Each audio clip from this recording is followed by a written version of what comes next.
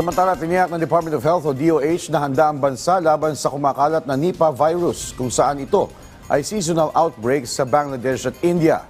Ayon sa DOH, inihahanda na ng Bureau of Quarantine ang mga hakbang laban sa pagkalat ng Nipah virus. Nagpakalat na rin umano ang BOQ ng mga information materials hinggil sa sakit at kung paano ito maiiwasan.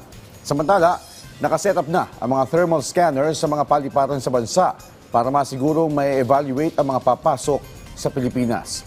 Ayon sa DOH, hindi na bago ang Nipah virus sa bansa dahil noong 2014 ay nakapagtala sa Sultan Kudarat ng 17 kaso nito.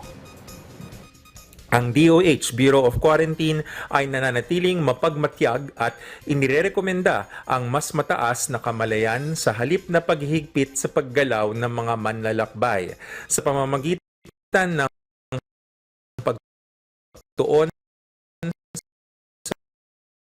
pagtuturo sa publiko sa pakikipagtulungan sa iba pang mga kasosyo sa kalusugan ay makakatulong na maiwasan ang pagpasok at pagkalat ng anumang potensyal na banta ng sakit.